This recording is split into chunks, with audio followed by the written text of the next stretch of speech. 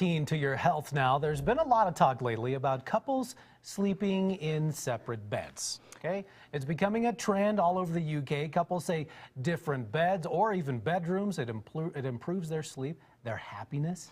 They say that their partner's snoring or the tossing and turning can add strain to the relationship, and who needs that? Well, and one of the most common times for couples to sleep in separate beds is actually right after they have a baby. But there are some things you need to know about sleeping separately after having a new baby. Sex and marriage therapist Leslie Gustafson is here with her take on it. So is this a good idea, Leslie?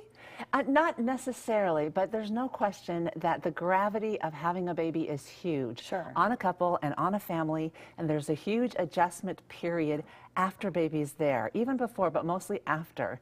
And so mom is out of whack hormonally, physiologically, emotionally. Watch how you say that. She's not sleeping. She's not, I'm a mom, I can say it. All right. She's not sleeping well. A lot of times what can be the issue with sleep is a postpartum depression that's undiagnosed. And so sleep is a sign of it. And so sometimes couples say, I can't sleep with you, this isn't working, you go there, I go here, and they're not looking at what might be the bigger problem. And so it could be a help, but it probably would be only a short-term help and one option. How do you then approach the subject if the idea to sleep in separate rooms wasn't your own? How do you is it something more like how do you start that conversation without it being a fight?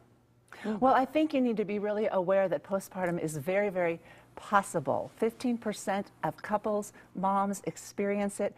50% of the times, this is the first time they've had a depression at all. So they may not be aware, but knowing that there are signs and symptoms, one of which is sleep dysregulation, anxiety, not being able to fall back asleep, feeling out of sorts, the symptoms are many. And so being aware that if there's a sleep struggle, what's up here? What's happening really? Yeah. And then addressing the real issue, which may be depression, maybe just that temporarily we need to get some sleep, get that baby regulated, but not a long-term answer or a long-term pattern for couples, because then you start taxing the marriage. And I see it all the time where babies' needs get over-elevated for too long, and then everybody's orbiting around the baby, and what happens to the marriage and the couple? It takes a back seat. And the intimacy and the life that they had once. It's the hardest stage on marriage that there is. Well, is it ever a good idea, maybe temporarily though, or? Briefly, until baby's sleeping through the night, mama's doing better, bring everybody back into the right places. Sure. And then move forward. Baby's 17, mom's living in Phoenix, dad's got a place in Aspen. That's a sign. Yes. But can postpartum depression, can it hit guys as well, or is it strictly moms? It's usually moms, but depression, not postpartum, but depression for guys because of the change of lifestyle, the loss of, there's significant loss for guys. The way that their life was once, sexuality decreases, they're kind of like not feeling very much like they matter in the early stages, because it's all about mom and baby, and they're just over there going, what do I do, what do I do?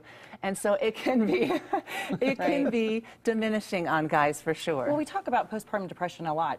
How do you differentiate between, is it just a new mom who's chronically sleep deprived and exhausted, and when does that become more serious and it actually is maybe postpartum depression? How do you tell the difference? Well, for sure, check up medically, and a doctor will assess it, or go to a mental health professional, but know the signs and symptoms of depression prior to even having the baby.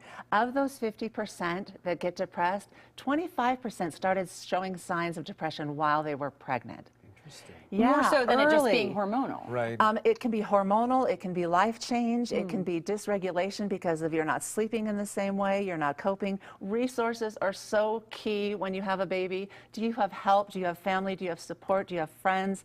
Are you in it alone? That's a very dangerous place to be because it's a huge task to do alone.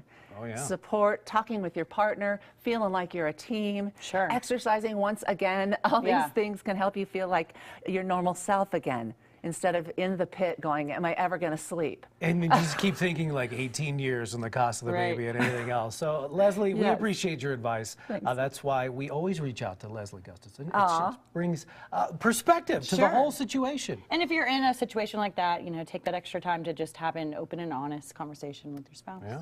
If it's too stressful and you're overwhelmed, that's a sign. Get help. All right, Leslie, great advice. Thanks so much. Well, big news from a Galaxy